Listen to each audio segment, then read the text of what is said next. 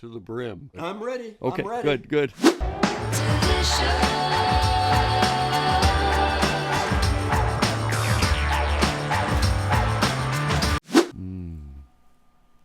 Well, what do you think? Wet hulled or washed?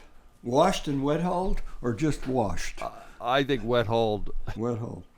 Yeah. Yeah, it strikes me as it's a very clean. I don't get any mildew for sure, or mustiness. Yeah, you know, I know a roaster. It's not this roaster, but I know a roaster who's very proud of the fact that he tries to find Sumatras that are less earthy. He said, I know they still have the cedar a little bit, and I want that. But he said, I definitely think there are some Sumatras that are too earthy. It's lovely. It has a kind of in structure, it has a kind of round, deep sort of sensation.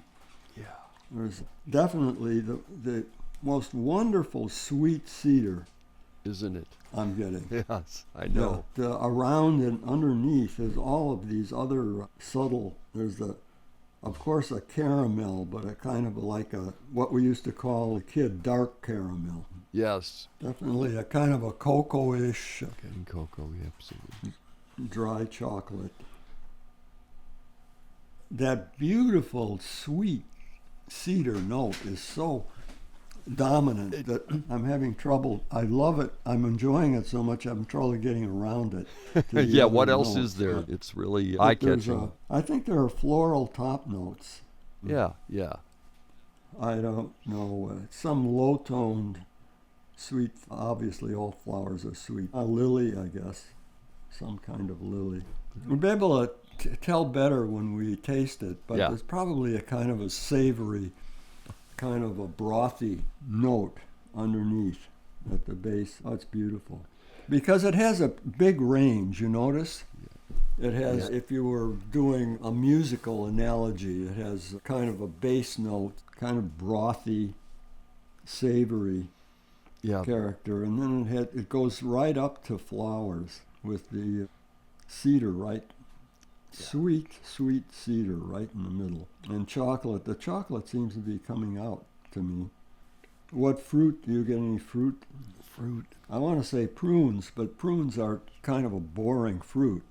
So I don't want to say it because it's too pleasant for prune. No marketer in the world uses it.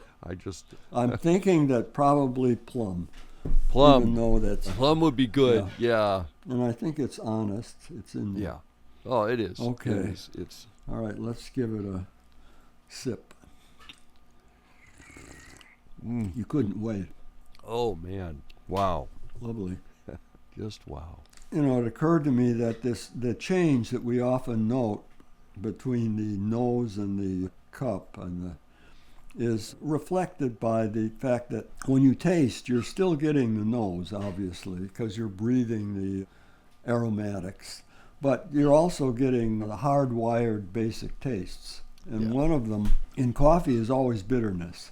Coffee, apparently, even there are sugars in the cup, that's not how we get sweet. We get sweet from associations with flowers and fruit and so on, or chocolate, other things that are sweet. But you definitely get bitterness, and so you get the bitterness gives it authority, but for me dampens the aromatics. Man, it's got that tang of bitterness, but it's certainly not making it any less attractive. It does, in fact, it just something about it makes it seem substantial. Yeah, gives it authority.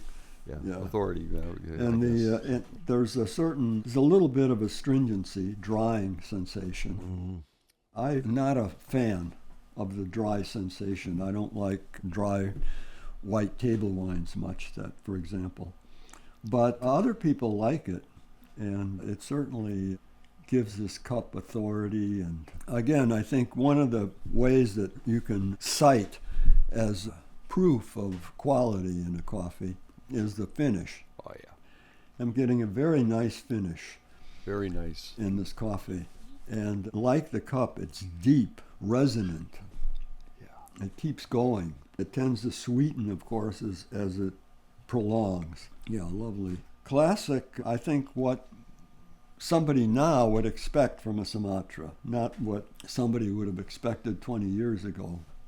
Updated. I hope it's wet hulled. I'm not purposefully setting you up. I mean, I I looked for wet hulled because I knew how much you like them, and I knew you, and I have come to realize it is much of what I like in them. You have any other comments on it before we look at it? No, other than it's just got and the cedar somehow turns into the cup, into the taste buds. I know my tongue and my nose, they feed off each other, but they're not identical. Yeah, to me, it's a very, very nice coffee that's got, and people typically tell me Sumatras aren't bright enough for them. I don't know. I don't find that. I find a coffee like this is really nicely balanced. Mm-hmm. Talking about the technical term often is acidity. Acidity, yeah.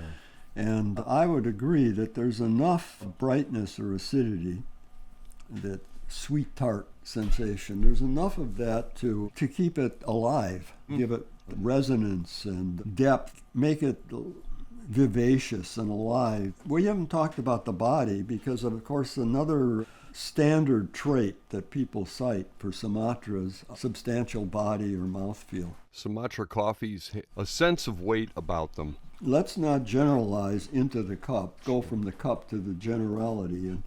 And I would say that, yeah, this has a kind of a viscosity, sort of syrupy character. Oh, yeah. That plays well with the Sumatra stereotype. Yeah, I think it's revelation time. The Roasterie. Okay, Sumatra Mendiling, LT. Yeah. What is that, light? It says washed. Yeah. Yeah. It's definitely says washed. Although I spoke to them, and this was one of the roasters, I said, it says washed, but, is it, I think in some other content there, let's see, it says raisin and spice. Okay, here we go. Brown spice cocoa, bold with a creamy body, rich and smoky in the finish. Okay, I'll go with that. And then, but, I didn't find anything about wet hold on it, but let me see if on the back, I noticed we've got a label pasted over the back. Well, I don't think there was any content on the back, actually. They said, they thought it could be, in fact, I think the person came back to the phone and said, it makes sense now. They said to me, it's washed and wet hulled. So in reality, right, they are doing what you say they should be doing. And I just got confused because right, I'm like, well, which is it? Come on, which is it? Yeah, I think it's a very, very carefully performed wet hulled coffee. It must be difficult for the producers to get the right balance. They probably want a clean cup, but they want to keep some of the complexity and innuendo, the ambiguity of wet hulled style. They have to tread carefully, but whoever did this one did a good job. Dennis, can you go in on this a little bit more? I just want to point out something that I do know something about, just for a moment, just a moment of wasted airtime. I do know this. This is a DC-3 or a C-47, a Douglas commercial airliner. I might not know whether it's wet hulled or... You know your airplanes. You know. Sure know my aeroplanes, yeah.